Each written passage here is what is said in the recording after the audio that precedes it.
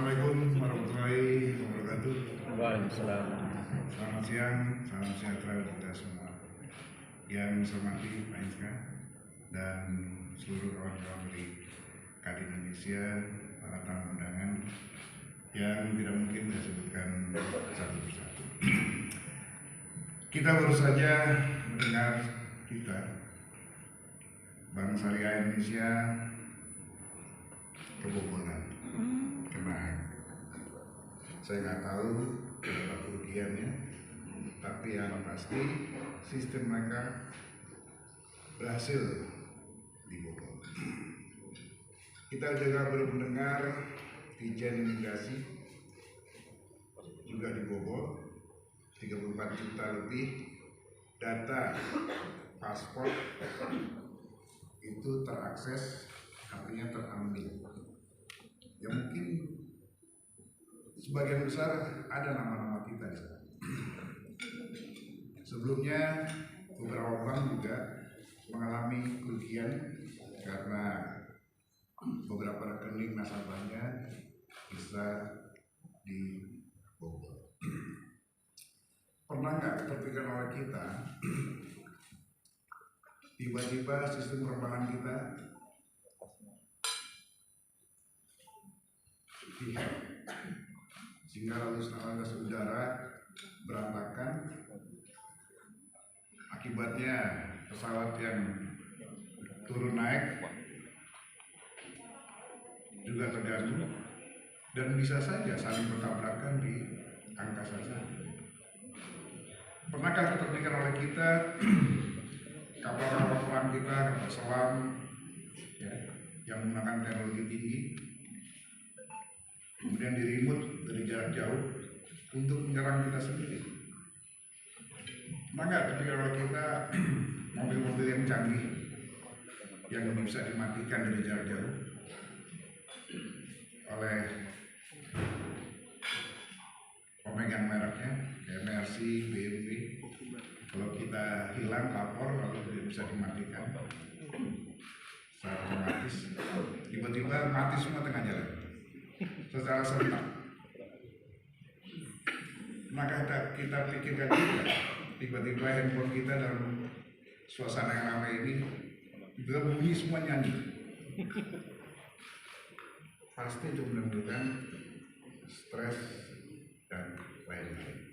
Nah, itulah pentingnya hari ini kita bicara tentang bagaimana tidak saja bagaimana memanfaatkan teknologi yang semakin canggih, tapi juga bagaimana kita melakukan pengamanannya agar tidak senjata makan tuan, kira-kira begitulah.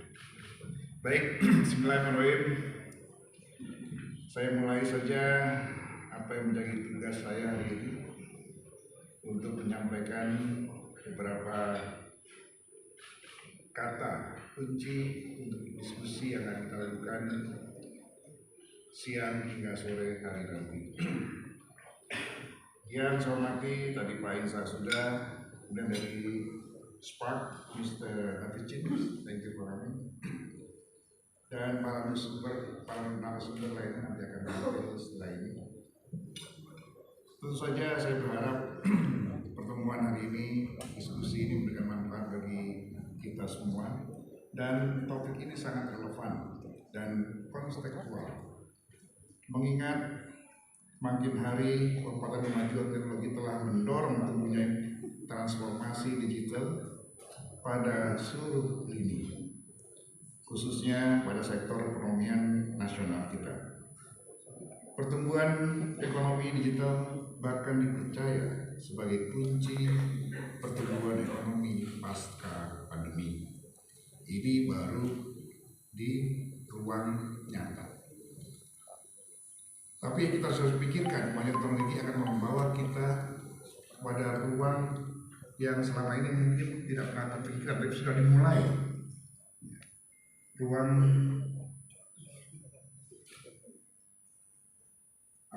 metaverse. Sekarang transaksi bisnis sudah terjadi di sana. Pertanyaan saya, apakah hukum kita sudah menjangkau sana. Bank Indonesia sudah mulai mempersiapkan diri untuk melahirkan rupiah digital. Bank BRI sudah membuka cabang di Metaverse. Di beberapa ibu kota Korea Selatan sudah membuka kantor wali kotanya di Metaverse. Bahkan di beberapa negara di Afrika Selatan sudah membuka atau membangun istananya di Metaverse sebagai pelayanan publik. Nah, kemajuan-kemajuan ini harus bisa kita antisipasi. Apalagi dunia sudah mengarah kepada satu mata uang digital. Tidak ada lagi nanti mata uang dolar Amerika, dolar Singapura, yen, rupiah, apalagi euro. Nanti hanya ada satu mata uang digital yang tidak ada perbedaan nilai uang, kurs. Itulah dunia yang setelah yang kita ada.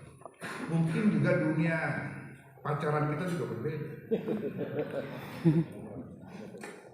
Kita bisa menciptakan diri kita dalam berbagai bentuk avatar. Mau gantengnya kayak Tom Cruise, mau hebatnya kayak Rambo, bisa kita ciptakan dan kita masuk ke dunia ini. Dan kita bisa mencari yang mirip Marilyn Monroe atau Marilyn Monroe sendiri, bebas kita di sana sambil berfantasi. Nah, teknologi akan semakin maju, itulah dunia ekonomi kita ke depan. Dan semua dijual. Dari kalau sekarang masih pakai VR, nanti sudah pakai model baju kulit yang semuanya bisa kita rasakan, menyentuh, menyium, memeluk, lakukan hubungan dewasa. Ya, saya sengaja karena saya kira takut ada yang belum dewasa di sini, belum cukup umur, melakukan hubungan dewasa. Ini sudah harus kita antisipasi. Apakah ada perselingkuhan di sana? Dalam dunia maya, apakah bisa dituntut oleh hukum? Kalau istri kita, ya, dengan Pak Elpis mungkin, tapi di dunia sana, gitu. Mereka sendiri nggak pernah bertemu. Apakah itu bisa kita tuntut? Ini hal-hal yang harus kita lihat seperti apa dunia kita ke depan. Baik Bapak Ibu sekalian, tahun lalu Google, Temasek, Bain & Company mencatat pertumbuhan ekonomi digital Indonesia mencapai 22% dengan nilai ekonomi sebesar 77 miliar dolar US. Angka ini telah menyumbang 40% dari total transaksi digital ASEAN. Kedepan, proyeksi pertumbuhan ekonomi digital di Indonesia dinilai masih sangat menjanjikan dan membuka pasar yang luar biasa, yang diperkirakan pada tahun 2025 mencapai 130 miliar dolar Amerika.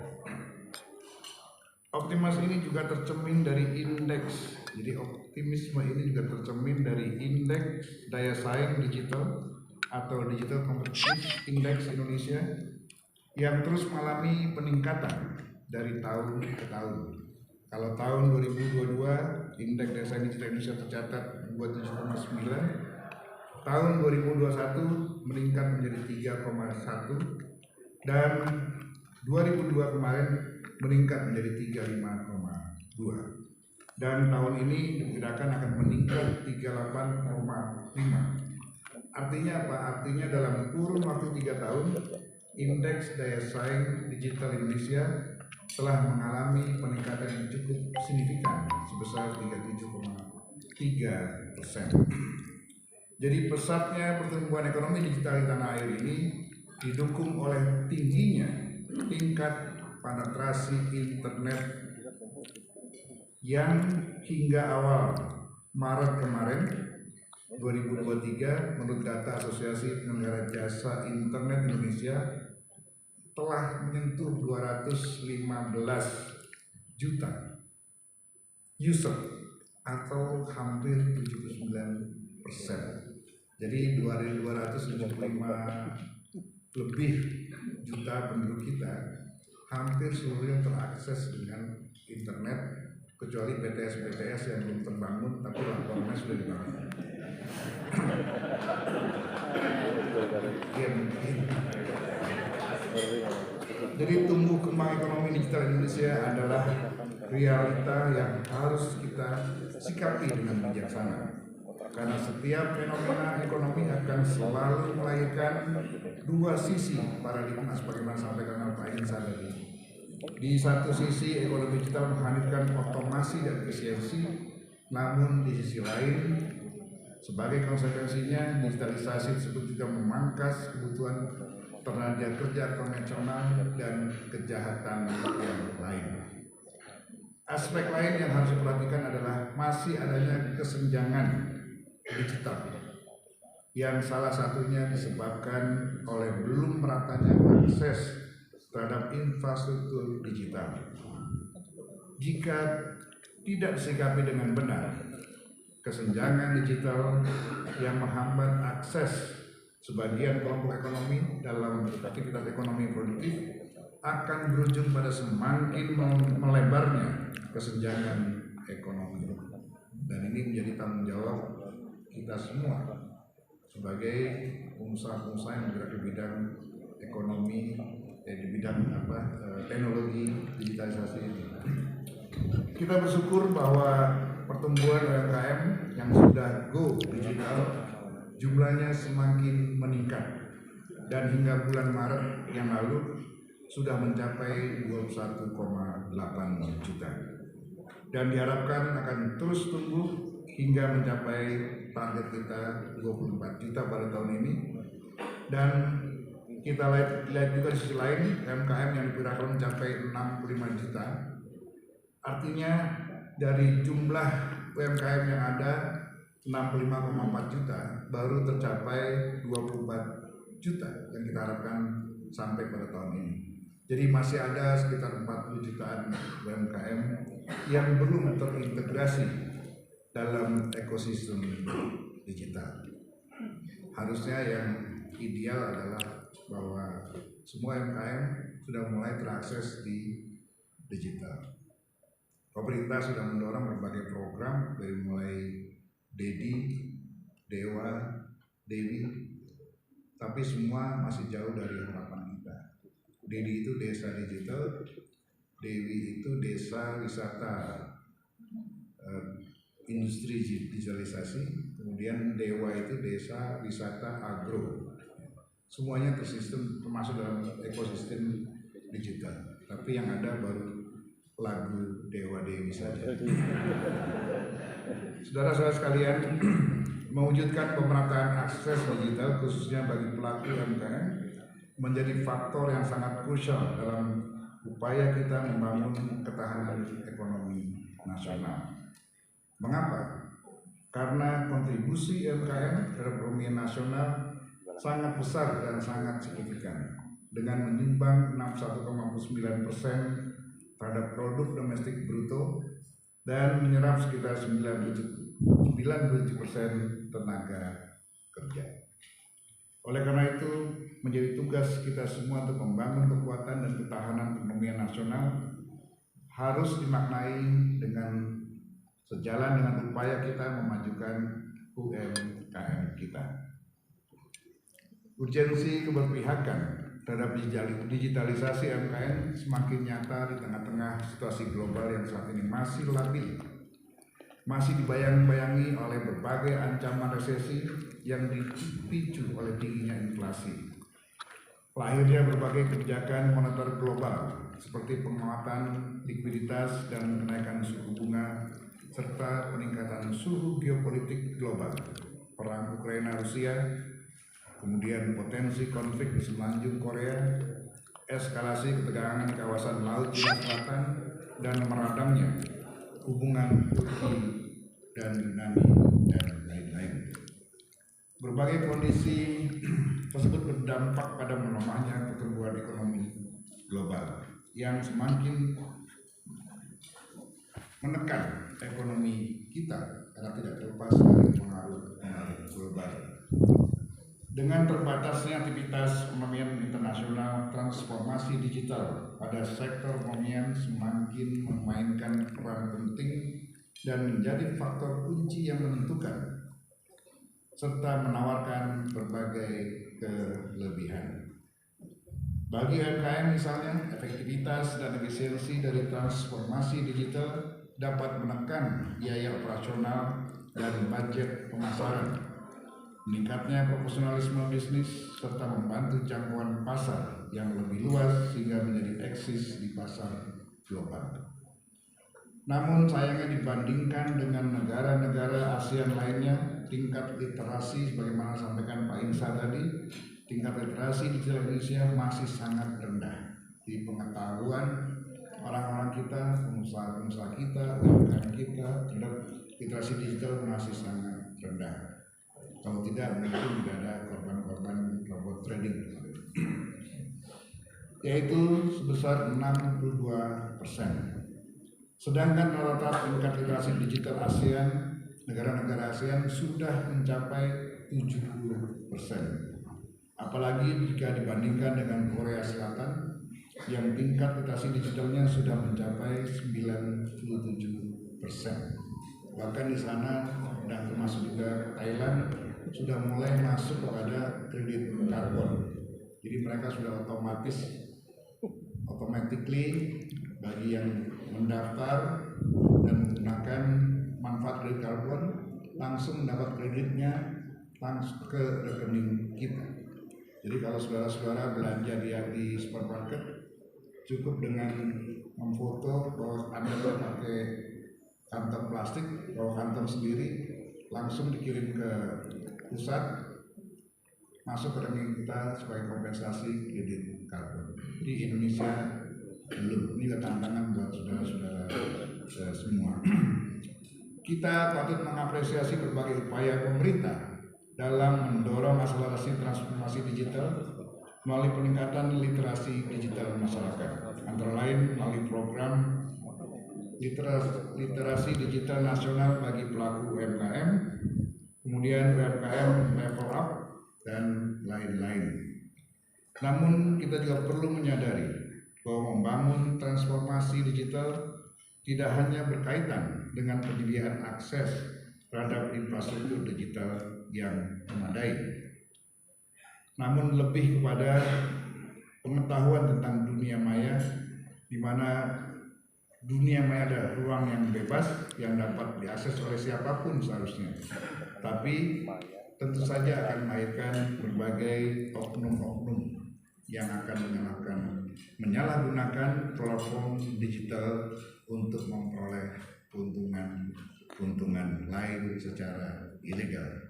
Itu yang tadi saya sampaikan.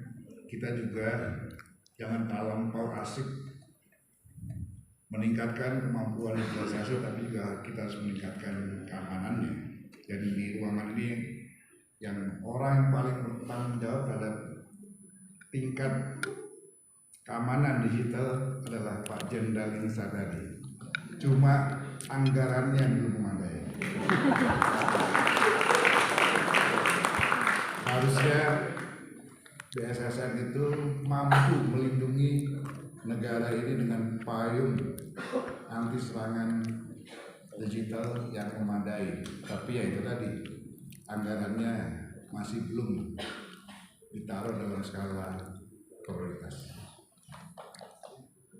Nanti mudah-mudahan presiden baru ke depan, pemerintahan baru ke depan lebih memprioritaskan daripada program pengamanan serangan digital tadi, karena ini adalah tidak main-main, bisa fatal.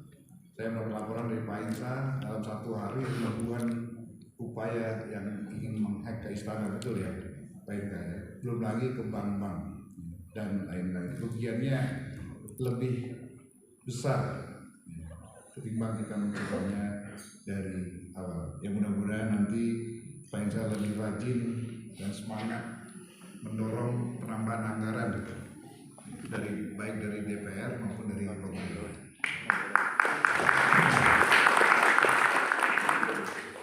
Hadirin yang saya hormati, tantangan dalam membangun transformasi digital memerlukan dukungan dan keberpihakan dari segenap pemangku kepentingan, termasuk sektor swasta, masuk saudara-saudara sekalian. Dalam konteks ini saya tentu saja mengapresiasi Forum Tren dan Prioritas Teknologi tahun 2023 ini yang diselenggarakan oleh SPAK bekerjasama dengan Kadin Indonesia, Asosiasi Emiten Indonesia, serta Apindo. Sebentar lagi kita akan punya bursa kripto. Setelah kita bursa efek, kita punya bursa kripto dan pemainnya jauh lebih besar daripada bursa yang konvensional hari ini.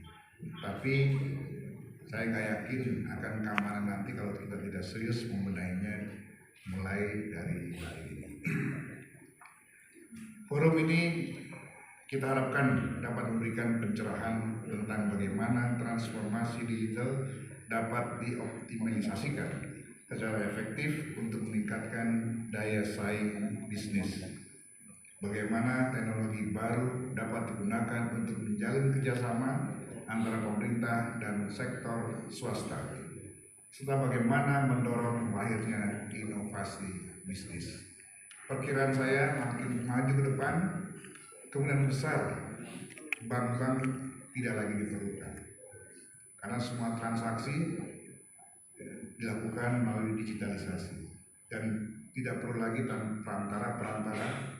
Jadi man-to-man ya, akan terjadi transaksi yang lebih cepat, lebih efisien, dan yang terpenting adalah tidak dikutip oleh bank. Kenapa teknologi anak muda kemarin lahir? Ya karena menurut anak muda di luar sana yang juga masuk ke sini pengaruhnya, karena setiap transaksi ongkosnya mahal, lama. Kalau kita mengirim uang ke Australia saja, kita butuh beberapa hari dan biayanya tinggi. Tapi kalau pakai kripto, hitungan detik sudah sampai dan transaksi sudah terjadi. Yaitu makin lama nanti orang akan mengejar efisiensi dan makin lama orang tidak lagi membutuhkan bank. Saudara sekalian, inovasi bisnis menjadi salah satu kata kunci dalam pembangunan transformasi di ekonomi digital dan inovasi diperlukan agar kita mampu membuat terobosan-terobosan baru, mengembangkan gagasan-gagasan baru yang tidak hanya sekedar memberikan nilai tambah, tetapi juga mengubah ketidakmungkinan menjadi peluang, mengubah kecenderungan mindset dari sekedar follower menjadi trend center. Uang rupiah, dompet juga nanti bawa nggak perlu lagi dompet. Jadi tren memakai dompet yang mahal udah nggak ada lagi, karena semua sudah ada dalam genggaman handphone. Rupiah digital tidak bukan uang kertas atau uang gira lainnya dengan tadi. Tapi hati-hati yang tadi itu tap-tap itu, jangan-jangan kita bayarnya sama orang lain nih. Atau jangan-jangan nanti tagihannya terlihat panti pijit apa gitu. Padahal kita bayar bakso kan gitu. Saudara sekalian, selain inovasi, tentunya kita juga memerlukan adaptasi dan kolaborasi. Adaptasi menjadi penting karena hadirnya parameter baru dalam aktivitas bisnis yang menuntut adanya langkah-langkah penyesuaian. Sedangkan kolaborasi menjadi keniscayaan dengan semakin kompleksnya tantangan dan dinamika global ekonomi yang menuntut adanya kerjasama dan kerja bersama dari segenap pemangku kepentingan. Sekian, terima kasih. Wassalamualaikum warahmatullahi wabarakatuh. Terima kasih Pak Bambang Susatyo. Bapak dimohon untuk tetap berada di panggung untuk menerima token of appreciation yang